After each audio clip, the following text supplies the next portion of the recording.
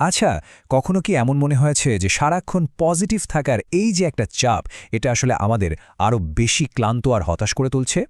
Mark ম্যানসনের এই বিশ্ববিখ্যাত বইটা ঠিক এই অদ্ভুত কিন্তু ভীষণ বাস্তব একটা সত্যকেই আমাদের সামনে নিয়ে আসে। চলেন দেখি এই বইটার ভেতরের আসল কথাগুলো কি। দেখেন, শুরুতেই একটা বড় ভুল ধারণা ভেঙে ফেলি। বইটার নাম শুনেই মনে হতে পারে এটা হয়তো সবকিছুতে উদাসীন হতে শেখায়, কিন্তু লেখক বলছেন ঘটনাটা ঠিক উল্টো। বইটা আসলে শেখাচ্ছে যে আমাদের জীবনে পাত্তা দেওয়ার মতো জিনিসের সংখ্যা খুবই সীমিত। তাই আসল প্রশ্নটা হলো, আমরা কোন জিনিসগুলোকে পাত্তা দেব আর কেন দেব। মানে কোন জিনিসটা আসলেই আমাদের কাছে দামি, সেটা বেছে নেওয়ার একটা ব্যাপার আর কি। বইটার একদম কেন্দ্রে আছে একটা মাথা ঘুরিয়ে দেওয়ার মতো আইডিয়া, যেটার নাম হল দ্য ব্যাকওয়ার্ডস ল বা বিপরীতমুখী সূত্র। সোজা কথায় বললে, সারাক্ষণ ভালো থাকার বা পজিটিভ থাকার চেষ্টা করাটাই আসলে একটা নেগেটিভ অভিজ্ঞতা। অদ্ভুত লাগছে শুনতে? চলেন দেখি ব্যাপারটা কিভাবে কাজ করে। সূত্রটা কিন্তু খুবই পরিষ্কার। যখন আমরা মরিয়া হয়ে কোনো কিছু পেতে চাই, তখন আমাদের মন অবচেতনভাবেই বিশ্বাস করতে শুরু করে যে আমাদের কাছে ওই জিনিসটার অভাব আছে। আর ঠিক এই অভাববোধটাই আমাদের আরও বেশি অসুখী আর অতৃপ্ত করে তোলে। ধরেন একটা উদাহরণ দেই। যে মানুষটা সারাক্ষণ শুধু ধনী হওয়ার কথা ভাবে, তার মন কিন্তু সবসময় আরও বেশি কিছু পাওয়ার জন্য ছটফট করতে থাকে। ফলে যত টাকাই থাকুক না কেন, সে নিজেকে সবসময় দরিদ্রই মনে করতে থাকে।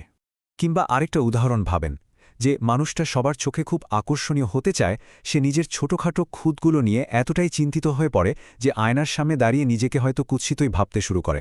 আর যে ভালোবাসা আর সুখের জন্য হন্যে হয়ে ছোটে, সে প্রায় আরও বেশি একাকিত্ব আর ভয়ের মধ্যে ডুবে যায়। এই সহজ কিন্তু ভীষণ শক্তিশালী ধারণাটাই কিন্তু আমাদের জীবনের অনেক হতাশার মূল কারণ। আর এই বিপরীতমুখী সূত্রের ফাঁদে আমরা কেন পড়ি জানেন? কারণ আমাদের মধ্যে একটা বিশেষ বা এক্সেপশনাল হওয়ার প্রবণতা কাজ করে। সোশ্যাল মিডিয়ার যুগে তো এই প্রবণতা আরও বেড়েছে, যা আমাদের এক ধরনের অধিকার বোধের ফাঁদে ফেলে দেয়।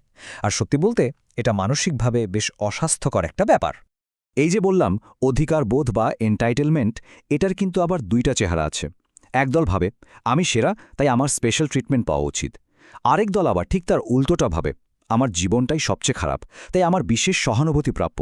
বাইরে থেকে দেখতে একদম আলাদা মনে হলেও দুটো চিন্তার ফলাফল কিন্তু একই। তারা নিজেদের অন্যদের থেকে আলাদা এবং বিশেষ সুবিধা পাওয়ার যোগ্য মনে করে, যা তাদের বাস্তবতা থেকে দূরে সরিয়ে দেয়। এবার আসেন বইটার সম্ভবত সবচেয়ে পাওয়ারফুল আইডিয়াটাতে, দোষ এবং দায়িত্বের মধ্যেকার পার্থক্য। জীবনে যা কিছু ঘটে তার জন্য হয়তো আমরা দায়ী নাও হতে পারি, কিন্তু সেই পরিস্থিতির মোকাবেলা করার দায়িত্বটা কিন্তু ১০০ ভাগ আমাদেরই।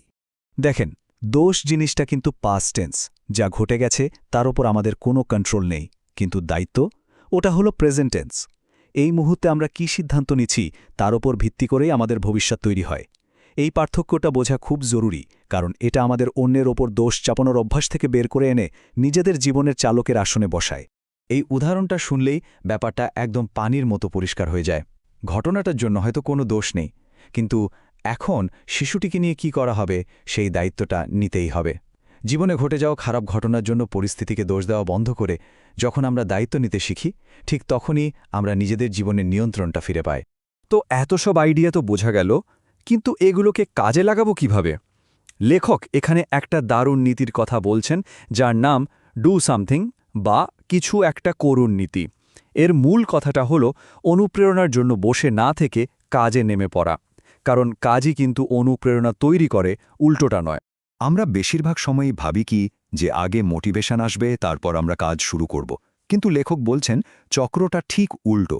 প্রথমে খুব ছোট হলেও কোনো একটা কাজ শুরু করা, সেই কাজটাই আমাদের প্রেরণা যোগাবে, আর সেই প্রেরণা থেকে আসবে আরও কাজ করার উৎসাহ বা মোটিভেশন। সুতরাং অনুপ্রেরণার জন্য অপেক্ষা না করে শুধু কাজটা শুরু করে দেওয়াটাই আসল। এই আলোচনার একদম শেষে চলেন বইটার সবচেয়ে গভীর, সবচেয়ে ভাবনার জায়গাটাতে যাই, আর তা হল মৃত্যু।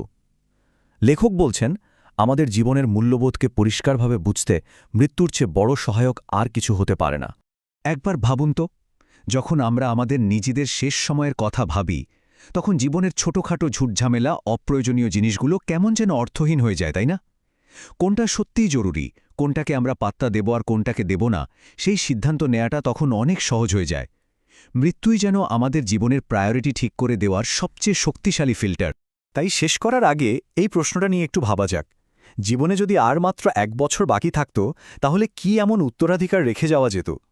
এই প্রশ্নটা শুধু একটা প্রশ্ন নয়, এটা আসলে একটা আয়নার মতো, যা আমাদের জীবনের আসল উদ্দেশ্যটা খুঁজে পেতে সাহায্য করে। কোন জিনিসগুলো সত্যিই মূল্যবান তা বোঝার এটাই হয়তো সবচেয়ে কার্যকরী উপায়।